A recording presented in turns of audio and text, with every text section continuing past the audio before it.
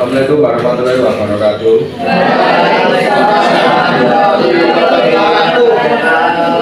Kami dari kelompok 7 ingin mempresentasikan tentang identifikasi formulir rekam medis. Dan beranggotakan saya Primas Wahyu Setiawanto. Saya Nasya Kirani. Saya Azara Isma Sabila. Selanjutnya pengertian apa itu formulir rekam medis. Formulir rekam medis merupakan formulir yang berfungsi sebagai alat pengumpulan data yang berhubungan dengan pasien di rumah sakit. Tujuan berformulir rekam medis memudahkan proses pengumpulan data. 2. Mempercepat proses pelayanan. 3. Meningkatkan keakuratan data. 4. Menstandarkan informasi. 5. Memperjelas pembagian data. 6. Menunjang proses pengolahan informasi. Manfaat. 1. Sebagai alat pengumpulan data yang berhubungan dengan pasien di rumah sakit. 2. Untuk mencatat atau merekam data transaksi pelayanan kesehatan. 3. Sebagai media komunikasi antar tenaga kesehatan. Saya akan melanjutkan di bagian jenis formulir rekam medis. Yaitu ada 1. Formulir ringkasan masuk dan keluar. 2. Formulir persetujuan perawatan. Yang ketiga ada formulir korespondensi. Yang keempat ada formulir medis. Yang kelima ada formulir grafik tanda vital. Yang keenam ada formulir perjalanan penyakit dan perintah dokter. Yang ketujuh ada formulir asuhan keperawatan. Yang kedelapan ada formulir persetujuan tindakan. Yang ke-9 ada formulir laporan operasi. Yang ke-10 ada formulir laporan persalinan dan identifikasi bayi. Yang ke-11 ada formulir anamnesis dan pemeriksaan fisik. Yang ke-12 ada penataan informasi rekam medis. Selanjutnya ada komponen formulir rekam medis. Dalam komponen formulir rekam medis terdapat 3 aspek, yaitu aspek fisik, aspek anatomi, dan aspek fisik. Yang pertama ada aspek fisik. Ditinjau dari bahan yang digunakan pada kertas itu harus yang berkualitas baik. Lalu yang kedua ada ukuran yang digunakan pada formulir rekam medis itu biasanya dengan jenis kertas A4 dengan ukuran 21 kali 29,7 cm, atau bisa juga dengan menggunakan jenis kertas F4 sesuai dengan kebutuhan formulir. Lalu yang ketiga ada desain formulir, harus mempertimbangkan menggunakan warna dan jenis tinta sesuai dengan SOP. Bentuk pada formulir rekam medis biasanya berbentuk persegi panjang. Selanjutnya nomor 4 ada warna dasar yang digunakan pada formulir rekam medis berwarna putih. Selanjutnya ada aspek anatomi. Yang pertama ada heading atau kepala pada formulir. Heading ini mencangkup tentang logo pada formulir, nama instansi, halaman.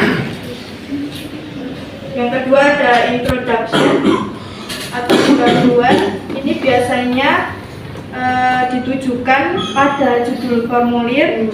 Lalu ada instruction atau perintah. Instruction ini biasanya berisikan perintah pengisian pada formulir rekam medis. Lalu ada body atau bahan. Body ini biasanya berisi tentang space, rule, pengelompokan, urutan pengelompokan, margin, dan type style. Selanjutnya ada close atau penutupan. Biasanya berisikan tanda tangan dokter penanggung jawab pasien. Selanjutnya saya akan melanjutkan aspek formulir, yaitu aspek isi. Yang pertama, 1. Mengisi formulir sesuai petunjuk pengisian formulir. 2. Menggunakan metode upper left caption untuk menandatangani tiap item yang harus diisi. Ketiga, sediakan area kosong yang cukup untuk setiap bagian. Keempat, cantumkan keterangan terkait cara pengisian yang jelas pada formulir. Pada identifikasi formulir juga di aspek isi itu ada terminologi juga, ada istilahnya gitu, harus dimasukkan. Kayak istilahnya tuh kalau istilah terminologi yang apa namanya, yang umum digunakan gitu kalau di formulir rekam medis gitu. Terus yang berikutnya, contoh kasusnya kami mengambil tinjauan ketidaklengkapan bertulisan resume medis rawat inap di Rumah Sakit Umum Mitra Medika tahun 2019. Pada tinjauan ketidaklengkapan formulir rekam medis di Rumah Sakit Umum Mitra Medika menunjukkan bahwa formulir rekam medis yang terdapat pengisian resume medis yang tidak lengkap, yaitu pada item identitas sebanyak 7 berkas, anamnesis sebanyak 10 berkas, diagnosa sebanyak 8, hasil pemeriksaan fisik sebanyak 9, hasil pemeriksaan penunjang sebanyak 3, pengobatan sebanyak 4 berkas, tindakan sebanyak 4 berkas, nama dan tanda tangan dokter 7 berkas. Kesimpulan, rekam medis itu adalah bagian terpenting dari pemeriksaan dan tindakan yang dilakukan kepada pasien di rumah sakit. Oleh karena itu, rekam medis itu harus lengkap. Tidak boleh ada yang satupun yang tidak lengkap. Terima kasih, sekian presentasi dari kelompok kami. Apabila dipertanyakan, muncul jari.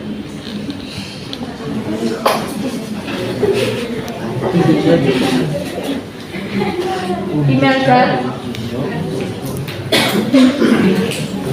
Perkenalkan, nama saya Imelda Ahir 243.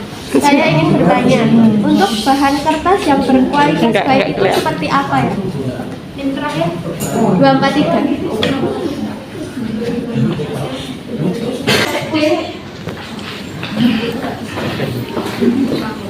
Kayak yang selain jenis formulir itu Mbak Naswa. Jenis formulir.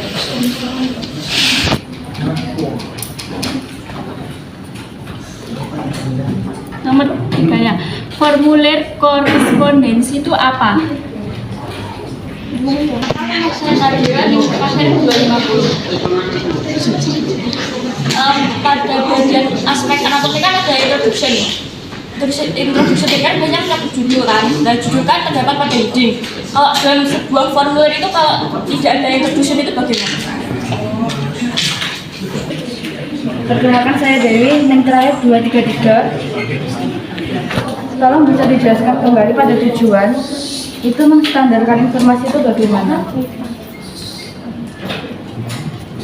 Saya Utara Negeri, yang terakhir 253. Saya mau tanya, apabila formulir tidak lengkap, bagaimana cara rumah sakit memperbaikinya?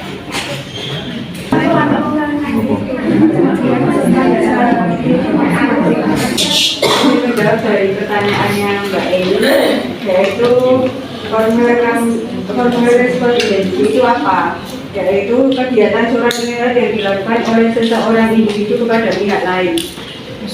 Contohnya? Saya akan melanjutkan pertanyaan dari Eni tadi. Contoh formulir korespondensi.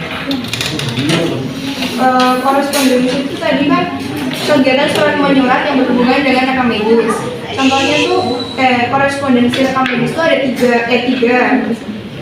Korespondensi medical report, visum et repertum, itu limpasan pelayanan yang diberikan oleh tenaga kesehatan, khususnya dokter, yang dilakukan pada awal masa perawatan sampai dengan pasien keluar rumah sakit. Yang kedua itu ada formulir asuransi yang terkait dengan pelayanan kesehatan, tergantung dari peserta yang memegang asuransi gitu.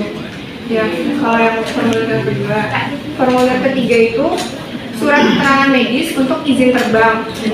Kayak misalnya misal kayak rujuk dari rumah sakit Jakarta terus ke rumah sakit Singapura gitu kan ada itu sebagainya gitu ya. Perlu formulir korespondensi. Paham? Saya akan menjawab pertanyaan dari Mbak Imelda. Bahan kertas berkualitas yang baik itu yang seperti apa? Kalau setahu saya itu menggunakan kertas HPS yang ukurannya yang tebalnya itu 80 gram. Itu tujuannya agar tidak mudah sobek. Saya akan menjawab pertanyaan dari Nita. Apabila formulir tidak lengkap, bagaimana RS memperbaiki? Petugas assembly dan petugas verifikasi kelengkapan dokumen rekam medis harus lebih teliti dalam merakit dokumen rekam medis agar dokumen rekam medis selalu lengkap dalam proses assembly seharusnya. Satu, dalam mendesain dokumen harus urut sesuai dengan SOP yang berlaku di rumah sakit. 2. Setelah proses assembly selesai setelah proses assembly selesai, langsung diberikan kepada petugas verifikasi kelengkapan dokumen untuk diteliti ulang. Sudah jelas, sangat jelas.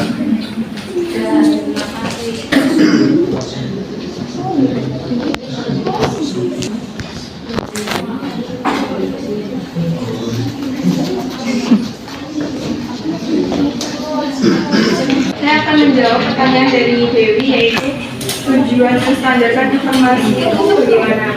Maksudnya itu kan tujuan rekam medis itu kan universal.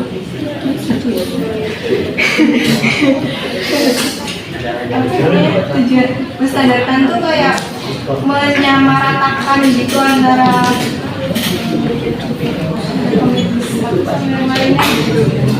kayak isi-isinya gitu harus disamaratakan. Saya akan menjawab pertanyaan dari Mbak Nadia, aspek kalau tidak ada introduction bagaimana? Itu tidak harus ada dalam introduction karena sudah tercantum dalam judul. Jadi boleh ditulis, boleh tidak. Demikian presentasi dari kelompok kami. Wassalamualaikum warahmatullahi wabarakatuh.